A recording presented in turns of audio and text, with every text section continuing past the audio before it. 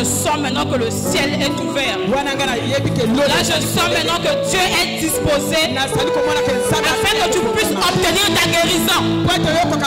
Je sens maintenant que le ciel s'est ouvert afin que le Seigneur de gloire puisse te faire énormément du bien. Yes. Amen. Amen. Alors ensemble avec les chantes, nous allons adorer ce merveilleux Dieu. Yes. Alléluia.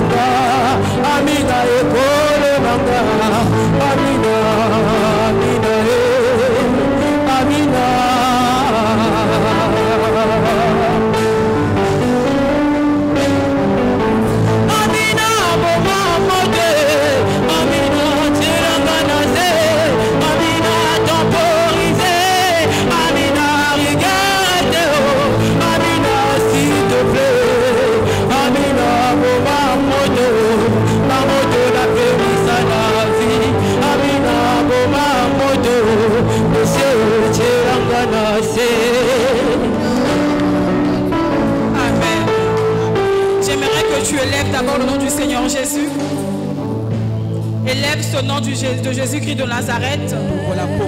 Lui qui est mort à la croix.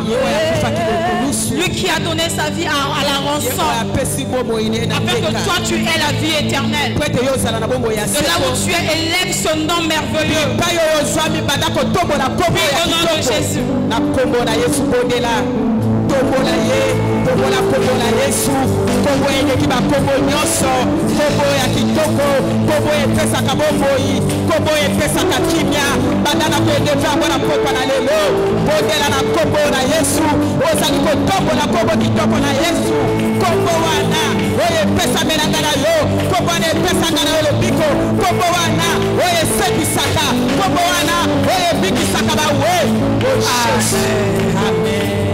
Amen. Que les saints disent 3 fois Amen. Amen. Amen. Alors sans plus tarder, remarqué. Salue ton voisin. Salue ta voisine. Dis-lui sois béni.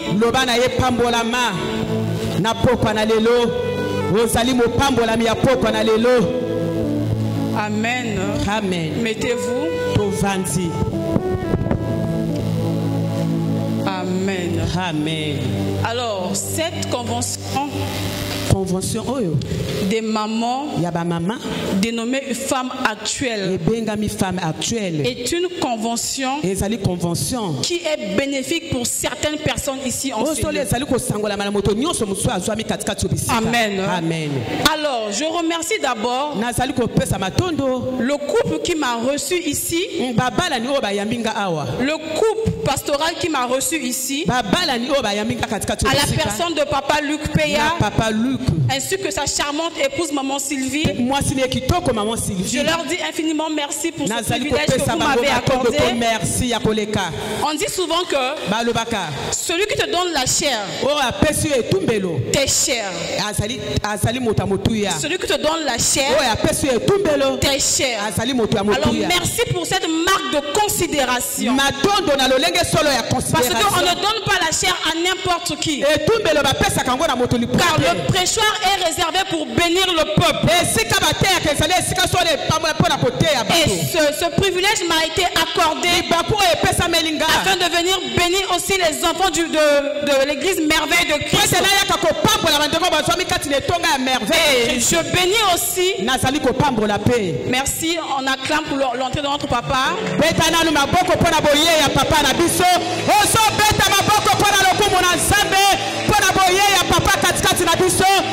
maboko pona lokumu na Nzambe. Beta maboko mama. Azali papa yangana yo.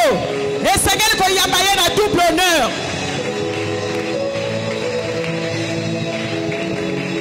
Amen. Amen. Et donc je disais que je remercie aussi le prophète Shaddai pour sa charité à mon égard et pour sa manière de m'accueillir à son égard. Que le Dieu de son père puisse lui faire énormément du bien. Amen. Amen. Alors sans plus tarder, le temps nous est parti. Nous allons incliner nos têtes. Nous allons laisser ces moments entre les mains du Seigneur. On va demander à Dieu de nous éclairer ce soir. Alors de là où tu es pris au nom de Jésus.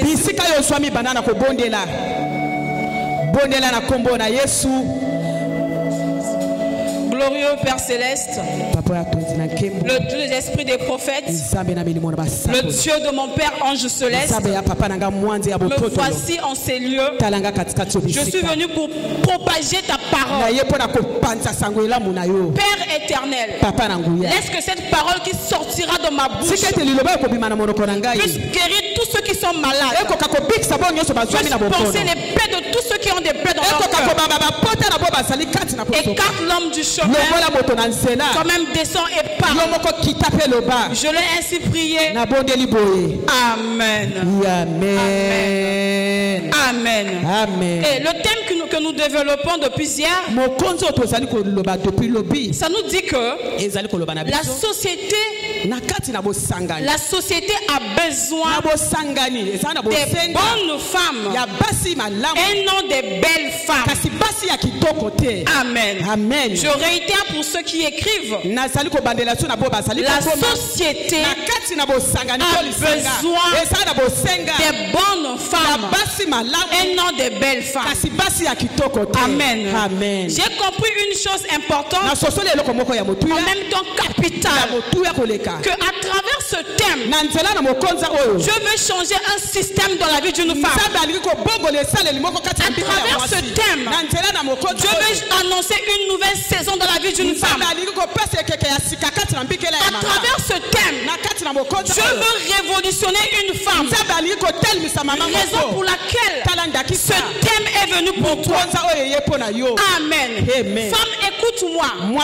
La qualité de ta vie dépend de la manière dont tu perçois Christ. La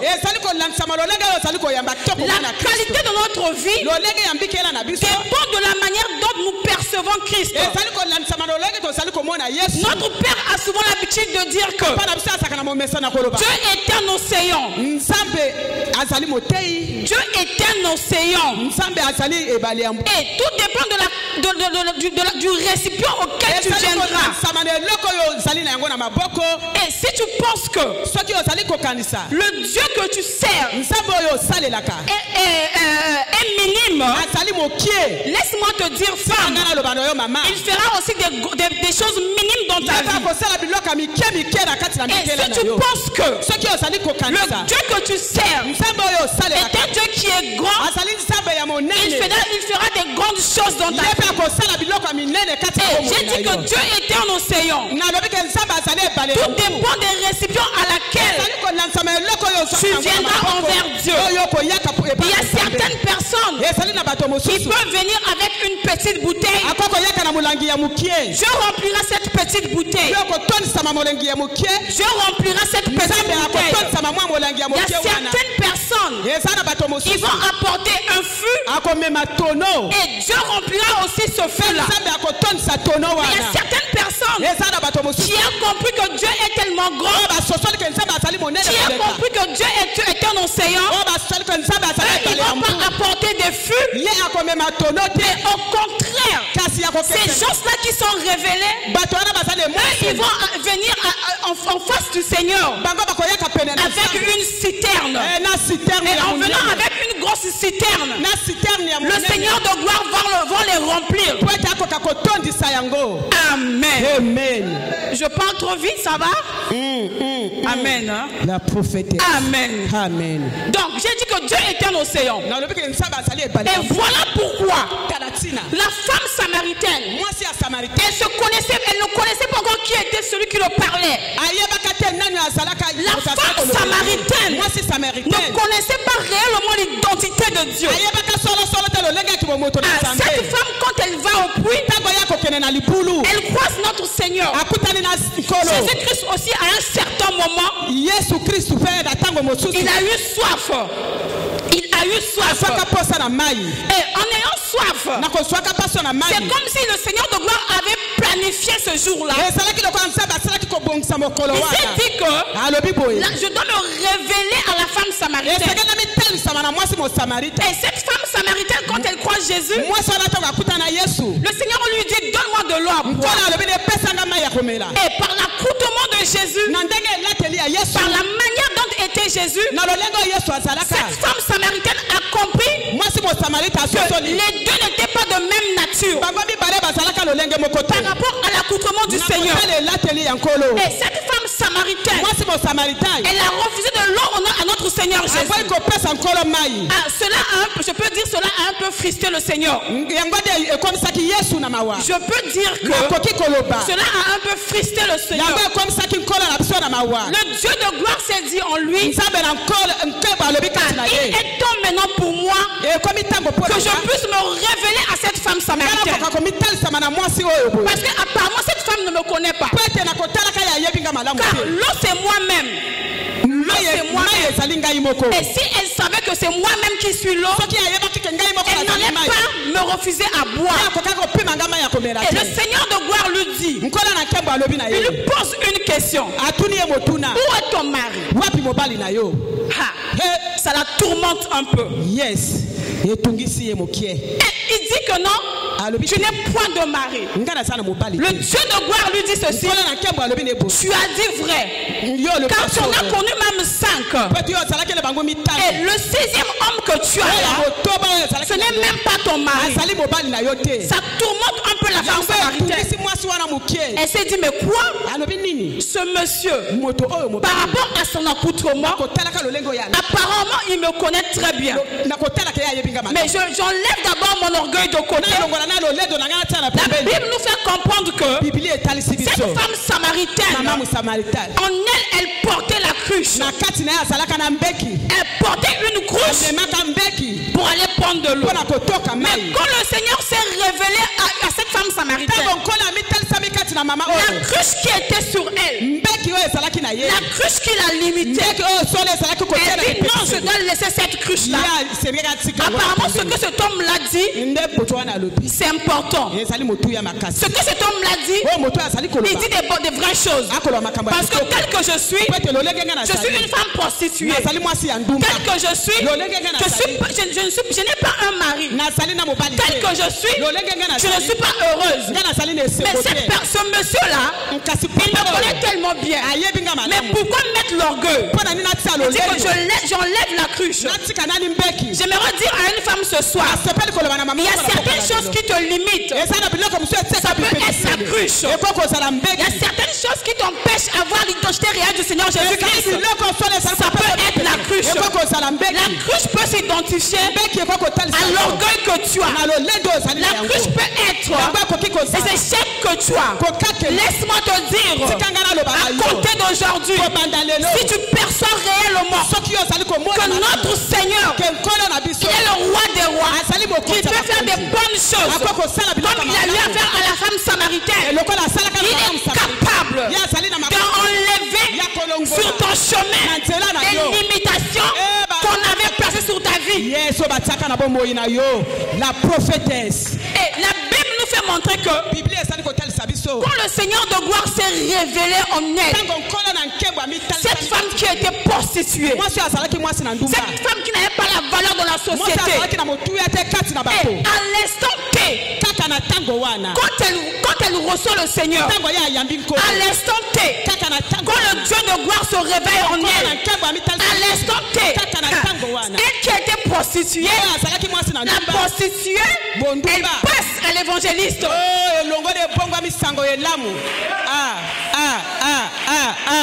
Elle passe à l'évangéliste. Et qui peut faire ces choses? Si ce n'est pas celui qui nous a rassemblés ici. Qui peut changer des vies? Si ce n'est pas seulement celui qui nous a rassemblés ici. Amen. Amen. Amen. La prophétesse. Amen. Amen. Acclame d'abord pour le Seigneur. La thaumaturge. Amen. Amen. Rapidement parlant, nous allons prendre le livre de Proverbe 31. Proverbe 31. Melchi, tu prends le passage. Proverbe 31, le verset 29 à 30.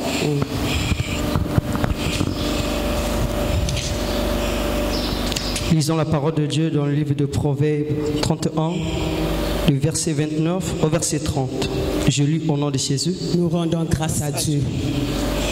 Plusieurs filles ont une conduite vertueuse, mais toi, tu les surpasses toutes. La grâce est trompeuse et la beauté est vaine. La femme qui craint l'Éternel est celle qui sera louée. Parole du Seigneur. Amen. Amen. Et on va faire une lecture kangourou rapidement. On va prendre le livre de Ecclésiaste 7, le verset 28.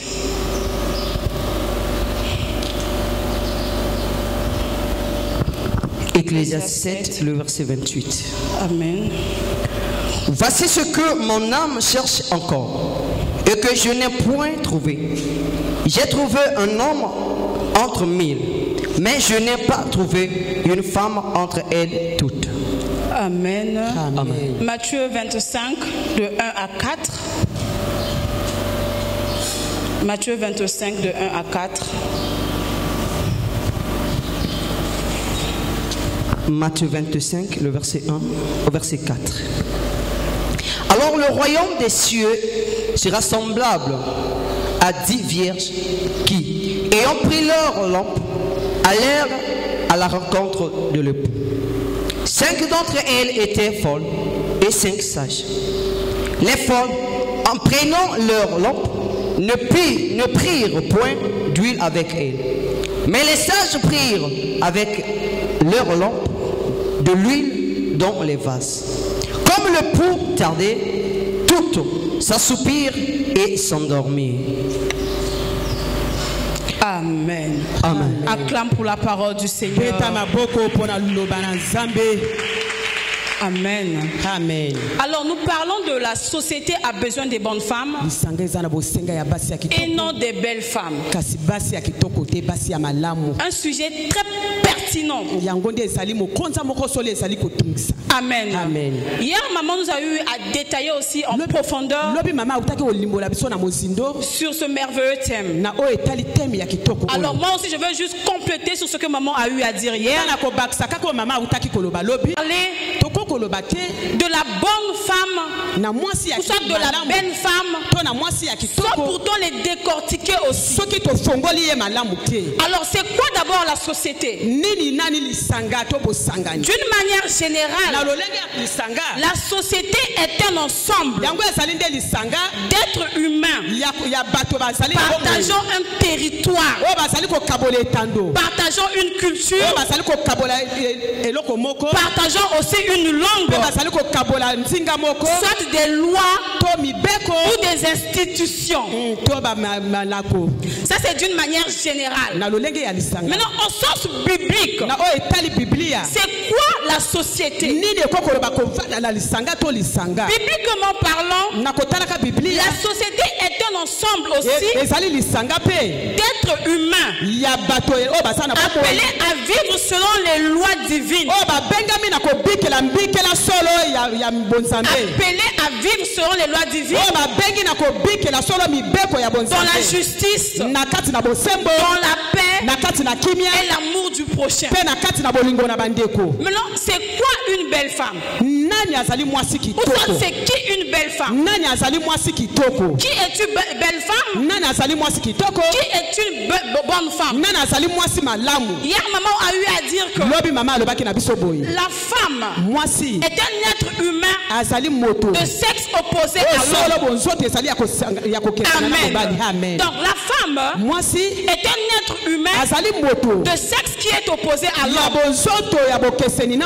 Maintenant, c'est qui une belle femme?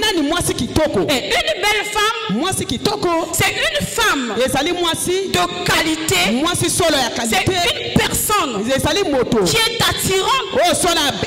C'est une personne qui a une belle apparence physique. Mais non, tandis que une bonne femme, c'est une femme battante. Une bonne femme, c'est une femme baptiseuse. Une bonne femme, c'est une femme qui a des vertus. Une bonne femme, c'est une femme de caractère. Yes, la prophétesse avance. Amen. Amen. Maintenant, je rentre un peu dans la profondeur de notre message. La société a besoin de belles femmes. Elle n'a pas besoin de belles femmes, mais plutôt de bonnes femmes. Amen. Nous devons comprendre que actuellement, dans le monde entier, toutes les femmes cherchent à être belles. Dans le monde entier, dans la société tout entière, dans le monde, toutes les femmes, elles cherchent à être belles. Cependant, la beauté d'une femme, ce n'est pas sa parure physique. La beauté d'une femme, ce n'est pas sa parure extérieure. C'est-à-dire, qui attire? Kiri. Oh, la prophétesse. On acclame un peu pour le Seigneur. La thaumaturge. Ça va, papa? Ça va? Avance. Merci. Merci, papa. On acclame pour le Seigneur.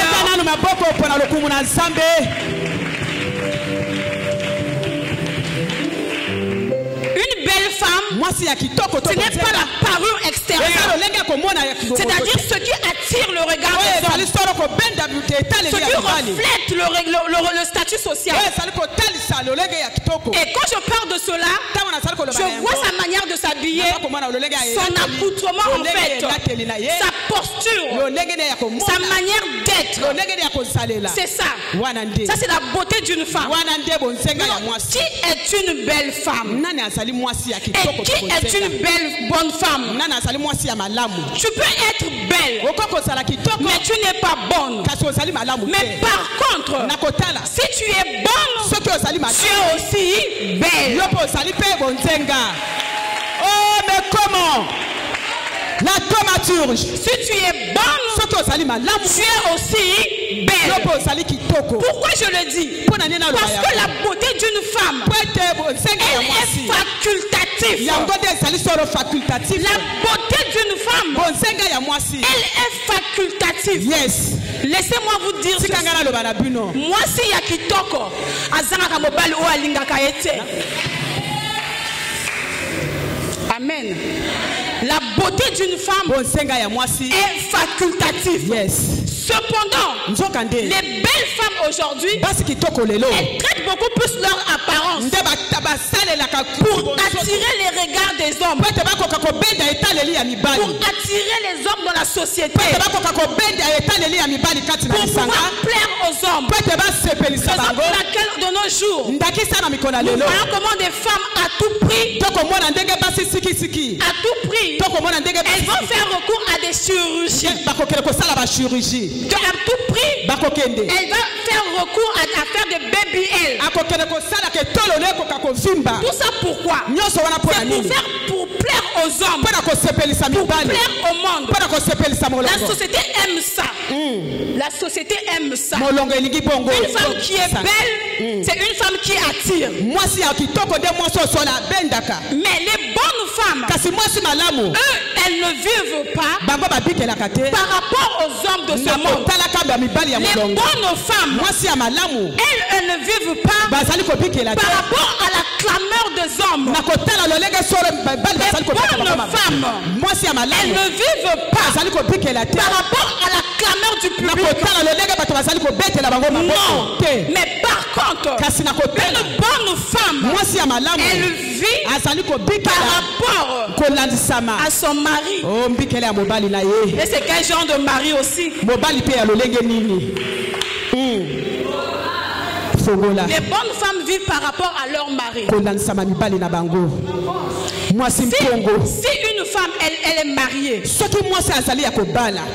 elle est belle, elle est belle pour son homme et non pour d'autres personnes.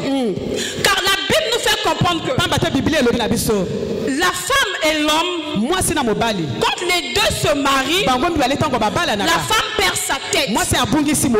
Amen. Yes. Quand une femme et un homme se marient, la femme perd sa tête. Par là, j'ai compris une chose. La tête de la femme, c'est son homme. Et le corps de la femme, non, et le corps plutôt, c'est la femme. Donc j'aimerais dire ceci. C'est la tête qui donne les ordres et c'est le corps qui exécute. Maintenant je te pose la question. Toi qui es dans un foyer, toi qui as un mari, est-ce que tu fais des choses pour plaire à ton homme ou bien pour plaire à d'autres personnes? Il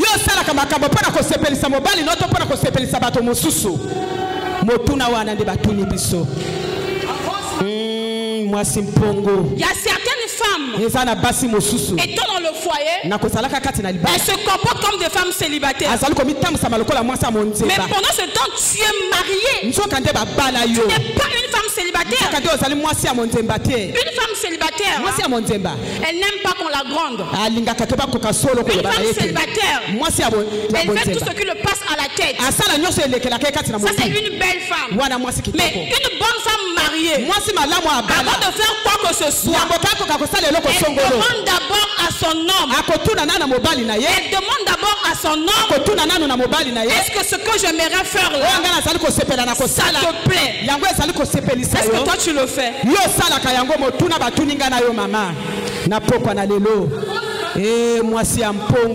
Tu peux aussi être une belle femme.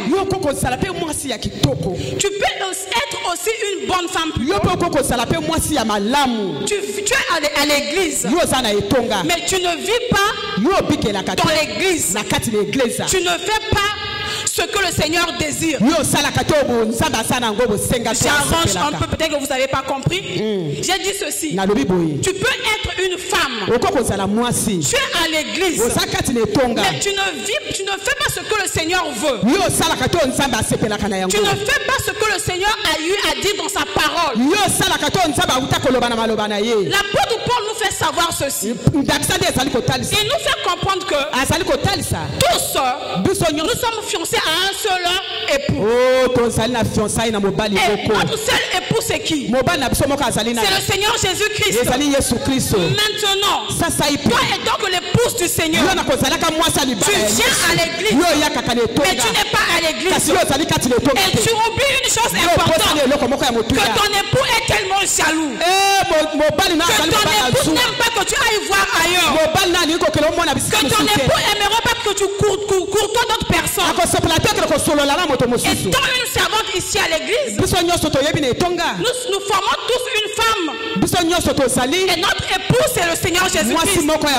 Mais toi étant servante ici à l'église, te voilà encore ailleurs. Que non, ici il n'y a pas lui qui n'a pas de solution. Que ici il n'y a pas de solution. Je préfère aller consulter ailleurs. Je suis une femme infidèle. Je suis une femme qui n'a pas de révélation. Je suis une épouse qui n'a pas compris ce que le Seigneur veut de toi. Tu ne comprends pas ce que Dieu veut de toi. Notre Dieu est un Dieu qui est jaloux. Notre Dieu est un Dieu qui est tellement sévère. Il n'aimerait pas qu'on puisse se multiplier avec d'autres personnes. Une femme qui s'est mariée, une épouse, elle perd sa liberté. Quand tu es marié à quelqu'un, tu dois perdre ta liberté. Ta parole n'a plus d'importance face à ton homme. Donc nous étant en Christ, nous avons perdu notre liberté. Tout ce que Jésus aimerait que nous fassions, pour lui on va le faire. Amen. Pourquoi? Parce que j'ai perdu ma liberté. Quand je parle de perdre ma liberté, il se peut que tu étais accro au mutuel. Tu étais accro au fait par-ci par-là. Mais quand tu rencontres Christ, quand tu es fiancé à Christ, tu perds ta liberté. Tes envies à toi, tu ne peux plus les exécuter. Donc si aujourd'hui c'était le jour où tu avais une mutuelle, mais ça tombe à pipe le jour de l'enseignement, tu vas laisser la mutuelle pour venir à l'église. Oh, la tomaturge. Moi c'est un pongo. Pour venir à l'église, une femme, une bonne femme, perd sa liberté face à son homme. Mais une belle femme garde sa liberté. Le contraire. Amen. Hier, maman a eu à toucher sur Vasti. Vasti était une belle femme. Vasti était une très belle femme. Si bien que son mari a rassemblé des gens, organisé des fêtes, afin qu'on puisse venir voir uniquement sa femme qui est Vasti. Vasti avait une sûreté en elle. De sa beauté, bien sûr. Mais qu'est-ce qui s'est passé avec Vasti? Le roi l'appelle. Vasti refuse. Waouh, quelle honte devant les gens. Quelle honte devant le peuple. Le roi a refusé. Et Vasti a refusé. Et Vasti, elle s'est dit, même si je refuse, mon mari va rien me faire. Parce qu'elle avait comme sûreté sa beauté. Vasti s'est dit en elle que dans tout le pays ici, il n'y a pas de femmes qui sont comme moi. Mais Vasti a oublié une chose importante. Vasti a oublié une chose très capitale. Tu peux être une belle femme, mais tu n'as pas de bonnes vertus. En bas, il y avait une Esther. En bas, il y avait une Esther qui était là. Il y avait une Esther qui était négligée. Il y avait une Esther qui était abandonnée. Vasti se disait en elle que il n'y a personne qui peut me rivaliser. Mais ça, c'était le plan de Vasti. Mais vu que notre Dieu est un multisystème, il a dit il est temps que je puisse confondre Vasti. Vasti se croit belle, mais elle n'est pas bonne. Car pour être à côté du roi, il faut une bonne femme. Oh, une femme vertueuse. Yes. C'est comme notre papa ici. À côté de lui, il y a une bonne femme qui est là. Il y a une bonne femme qui est là. Qui soutient notre papa. Une femme vertueuse. Vasti n'avait pas ces qualités-là pour soutenir le roi. Mais Dieu en coulisses avait déjà bien préparé Vasti. Et il a dit qu'il est maintenant temps que la bonne femme rentre en scène. Et la belle femme se disqualifie. La bonne femme doit rentrer en scène pour faire ressentir les potentiels que j'ai mis en elle. La bonne femme doit rentrer en scène pour faire asseoir le royaume du roi Assyrus. C'est comme ça que Esther a été qualifiée comme étant une bonne femme.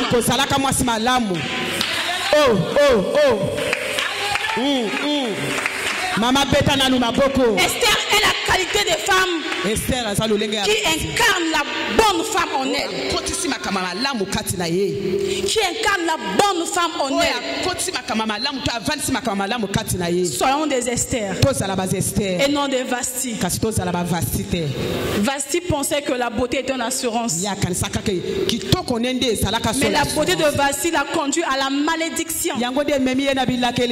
Par contre, la beauté étant belle et bonne de Esther l'a conduit à la bénédiction.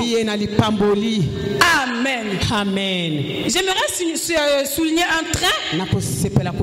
La beauté comme étant un piège social. La beauté comme étant un piège social. Chez des belles femmes. Et la société aujourd'hui, elle valorise beaucoup plus. Comme je l'ai eu en dire en amont, l'apparence physique de la femme. C'est-à-dire sa taille,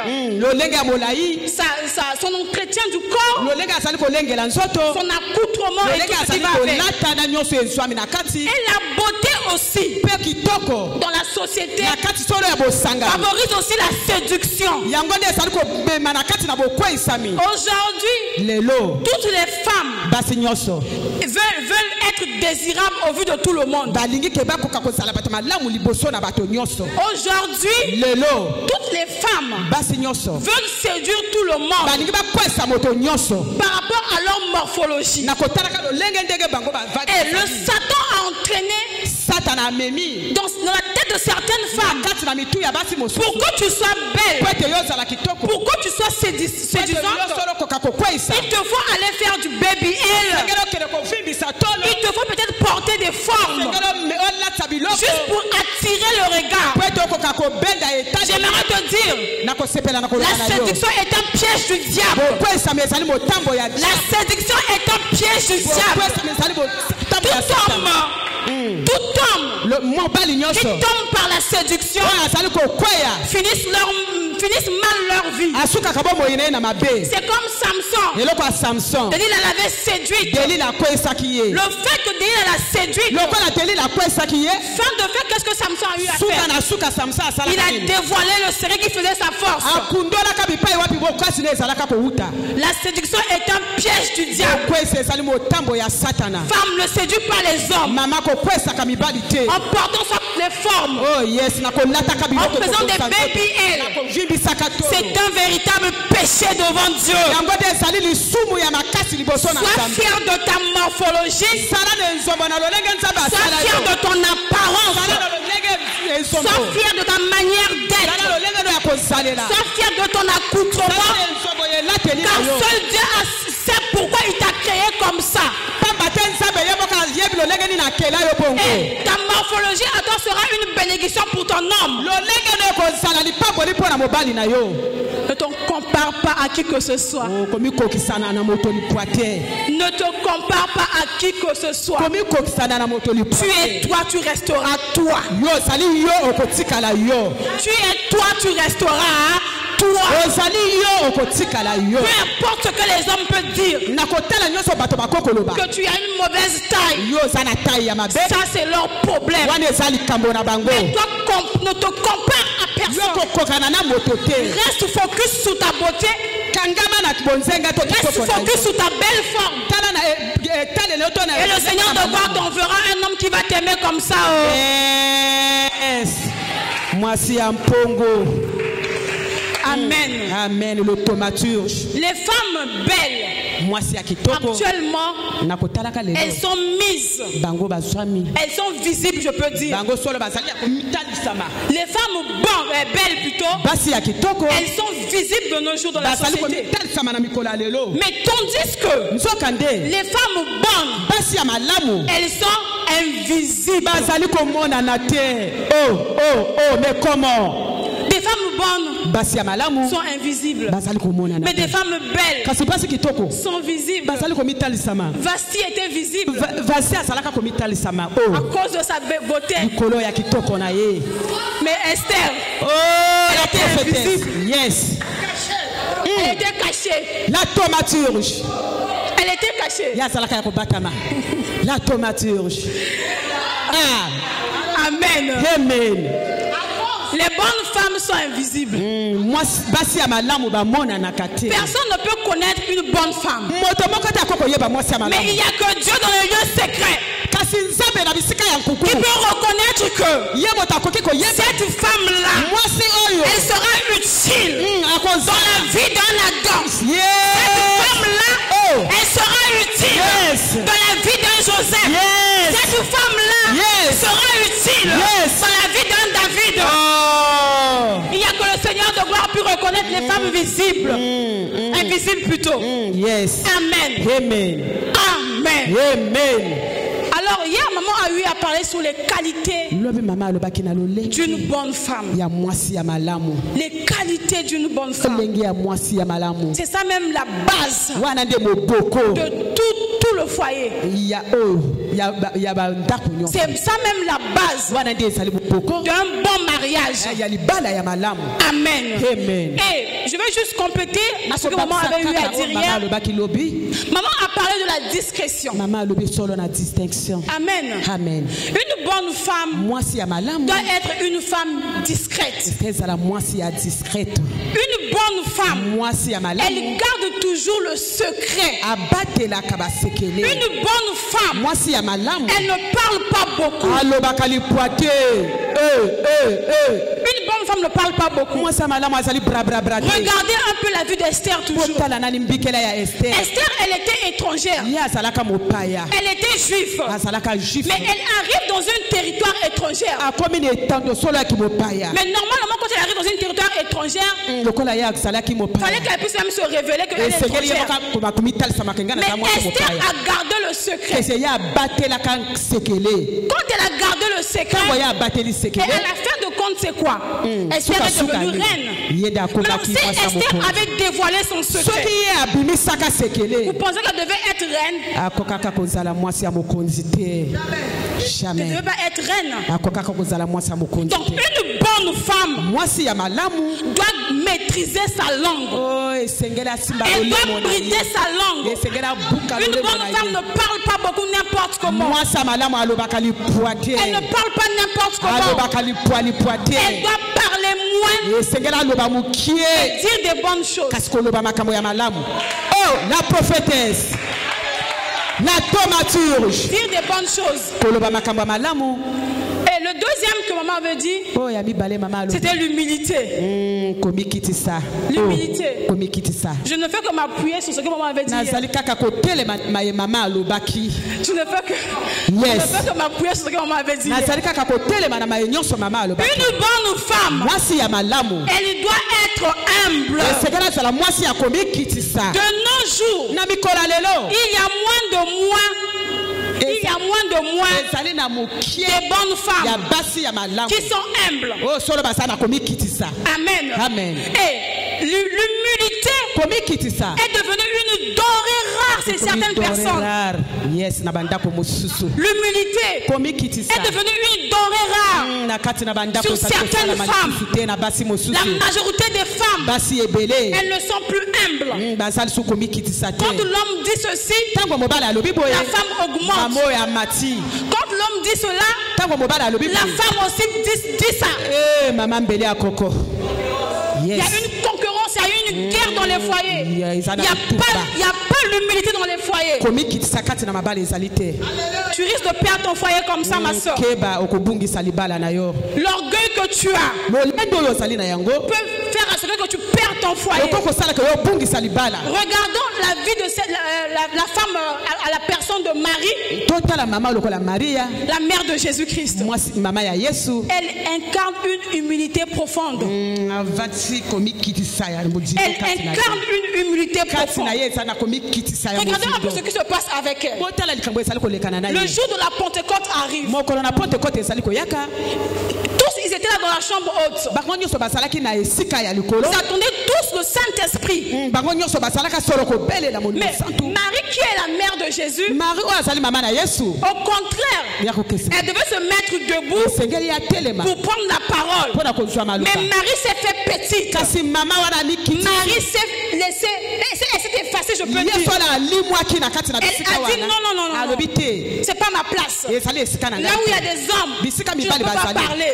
Tu dois laisser la place à Paul. Tu dois laisser la place à Pierre, afin qu'il puisse nous orienter. Regardez l'humilité de Marie.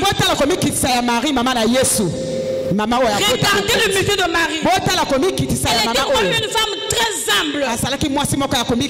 Mais étant la maman de Jésus, elle pouvait prendre le commande, on peut dire. On peut dire que non, c'est mon fils qui vous a réunis tous ici. C'est moi qui dois faire ceci, dois faire cela. Mais Marie s'est effacée. Marie s'est humiliée. Marie s'est humiliée. Écoute ma soeur, une bonne femme qui est humble garde son homme. Mais une femme qui n'obéit pas à son homme, elle perdra son foyer. Elle perdra son foyer. Yes. Et j'aimerais ajouter que, étant une bonne femme, tu dois être travailleuse. La Bible nous a pas dit que la femme doit être une charge pour l'homme. Non.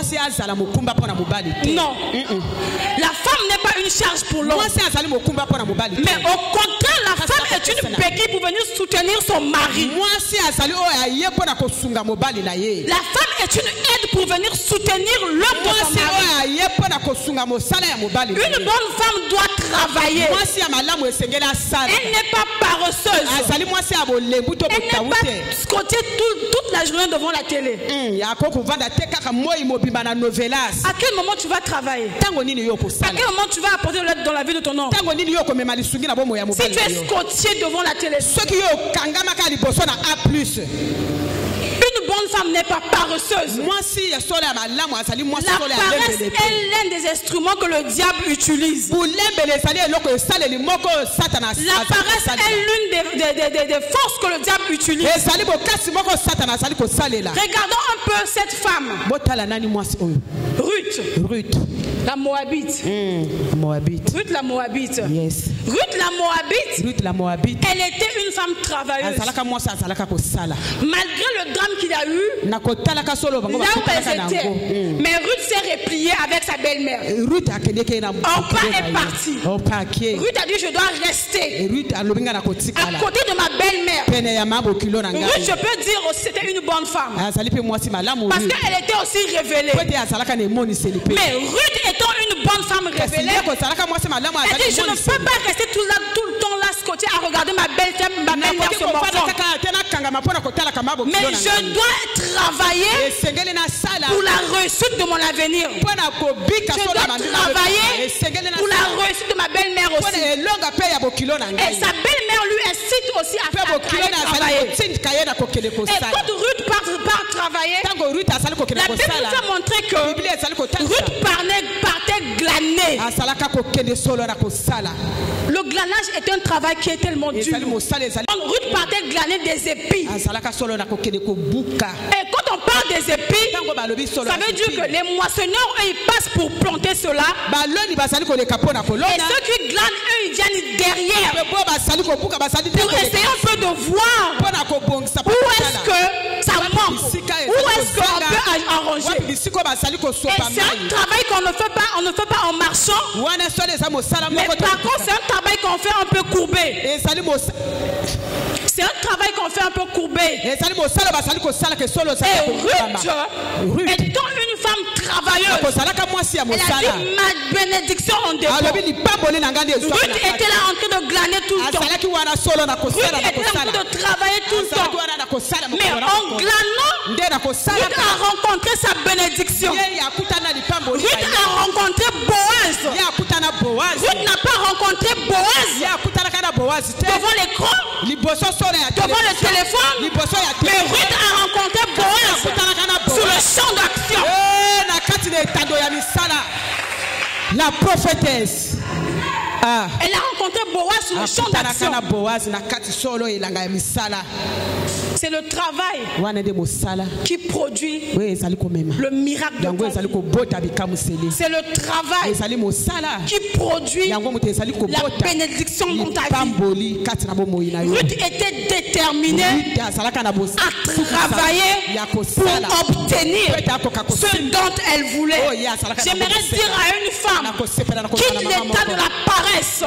J'aimerais dire à une femme, lève-toi pour ta destinée. J'aimerais dire à une femme, lève-toi pour ton lendemain. J'aimerais dire à une femme, quitte l'état de la paresse. Lève-toi comme une femme, lève-toi comme une mère et avance. Oh, Keneli Bosso. Maman Betana nous mabokoko. Et avance.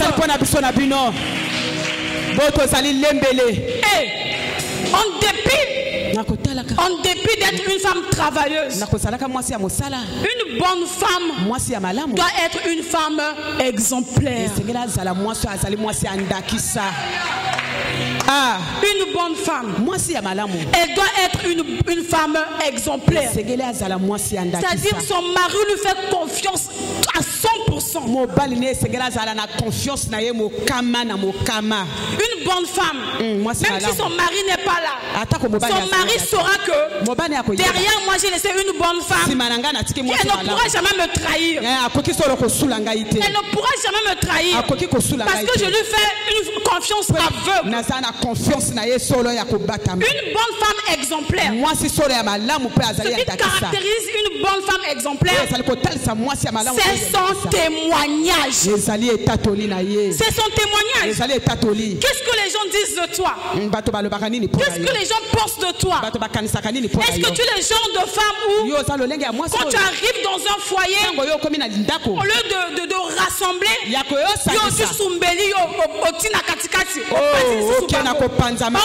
bonne femme quand elle arrive avec une aiguille pour coudre là où c'était divisé. Elle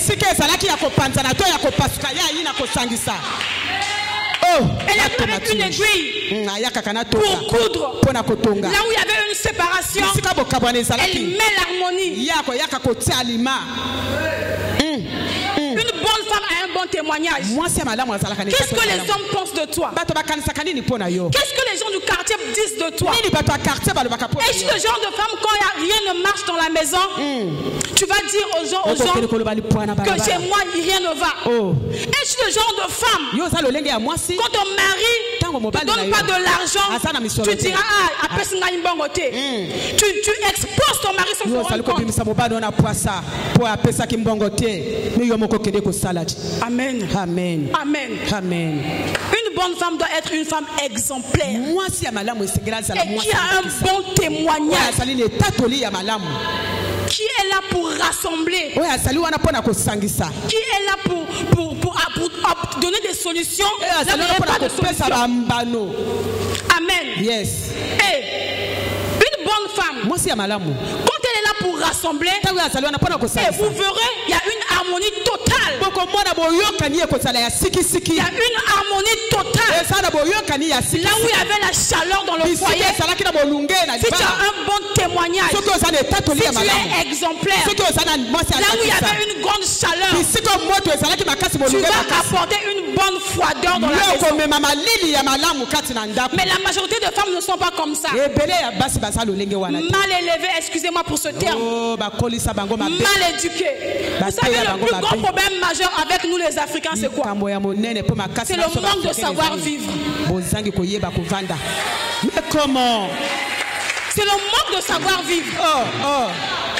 Le manque de savoir-vivre peut te amener à la malédiction de ta vie. Le plus grand problème majeur, c'est nous les Africains. Le manque de savoir-vivre. Écoutez, vous savez qu'un simple bonjour peut te ramener à ta destinée. Un simple bonjour peut te ramener à ta destinée. La thaumaturge. Les femmes aujourd'hui, elles n'ont pas de savoir-vivre. Même dire bonjour, c'est un compliqué. Même dire merci, c'est compliqué. Même dire s'il vous plaît, c'est compliqué. S'il vous plaît. La prophétesse. Le manque de savoir-vivre peut te conduire à la malédiction. Reçois le savoir-vivre au nom de Jésus. Je reçois. Reçois le savoir-vivre au nom de Jésus. Je reçois au nom de Jésus. Amen. Amen. Et en dépit de toutes ces choses, une bonne femme, elle est porteuse de vie aussi. Ce que notre maman avait dit hier. Elle est porteuse de vie. C'est elle qui donne la vie. Et en dépit d'être une femme porteuse de vie, c'est une femme de prière. C'est une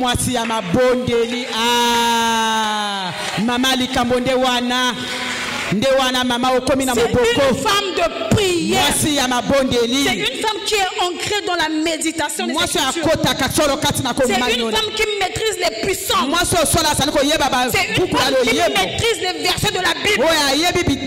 C'est une femme qui maîtrise comment chasser un esprit impur. C'est une femme qui est bâtisseuse de prière dans sa maison. Regardons un peu. Une femme qui prie beaucoup, elle va apporter des bénédictions dans son foyer. Jeune sœur, écoute-moi. Toi qui es encore célibataire, si tu cultives une vie de prière, si tu cultives une vie de prière instant tout le temps, tu apporteras la chaleur dans ton foyer. Une jeune sœur qui se met à prier nuit et jour va apporter le système de prière dans sa vie conjugale. Tu ne me donnes pas un amen, c'est pas grave. Tu refuses de me donner un amen, c'est pas grave. Mais par contre, je vois une femme qui s'est mise debout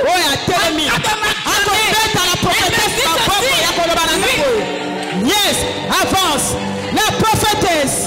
Oh, moi je vois une femme qui s'est mise debout en train de m'acclamer, me disant oui, la servante de l'Éternel. Ce que tu dis là, je dis un oui et amen. Je demande à Dieu, quelle est cette femme-là? Je vois Anne. La Bible me dit ceci. Elle était une femme de prière. Sans Anne, on parle de Samuel. Moi si un pongo avance. Anne était une femme de prière. malgré les mortifications de Pénina, malgré le fait que Pénina l'a mortifié, malgré le fait que Elkana a apporté une double portion de cadeaux, ça pouvait un peu apaiser son cœur, mais elle n'était pas vraiment heureuse. À côté, elle voit Pénina qui l'a mortifié, mais Anne s'est dit ceci: si je me balance ton Pénina, si je réponds à Pénina, le diable aura la victoire sur moi. Mais Anne étant une femme bonne, Anne étant une femme révélée, elle s'est dit ceci: je dois présenter mon problème devant le nom du Seigneur Jésus. Je dois présenter mon problème devant le nom du roi des rois. Car devant Jésus-Christ, rien n'est impossible à lui. Anne était une femme de prière. Voilà pourquoi la prière que Anne a lui a fait, ça lui a produit un miracle. Et le miracle qui est produit, c'était quoi? C'était Samuel. Dites-moi un peu. Dites-moi un peu. Dans quel passage biblique où on parle des enfants de Pénina? Nulle part. Hey, la prophétesse avance. Dans quel passage? Nulle part. Par là, j'ai compris aussi une chose, maman. Anne était une femme porteuse de vie. Et étant une femme porteuse de vie, elle avait une bénédiction. J'ai compris aussi une chose. La bénédiction que Anne avait, c'était sa matrice. Quand sa matrice, elle était bénie. La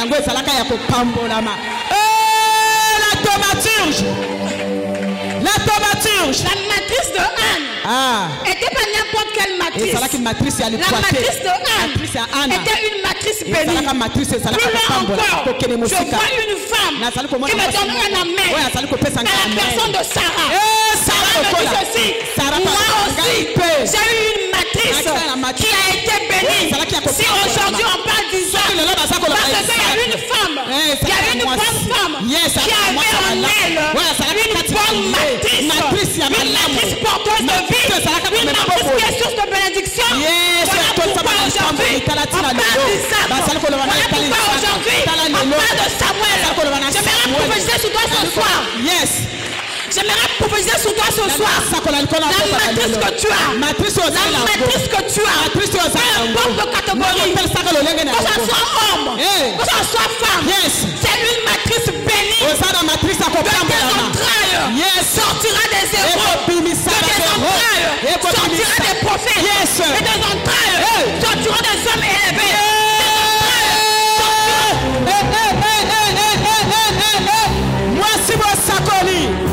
La thaumaturge. Tu es une femme bénie. La bouche autorisée. Porteuse de vie. Oh, moi c'est source de bénédiction. En dépit de choses, de toutes choses. Une bonne femme. Moi c'est Malamu. Une bonne femme. Moi c'est Malamu. S'il y a aussi des hommes là que je vois, vous êtes des bons hommes. Ceux qui ont mis balle peine à salle comme on a mis balle ya Malamu. Bon peut-être nous maman ma bonne papa. Et ça n'a mis balle ya Malamu 4 bisika. Bana ya papa Luc ya mibali bazali mibali ya malamu. Vous êtes des bons hommes. Yes. Soki abali okutani na esengo. Amen. Yoka. Amen. Amen.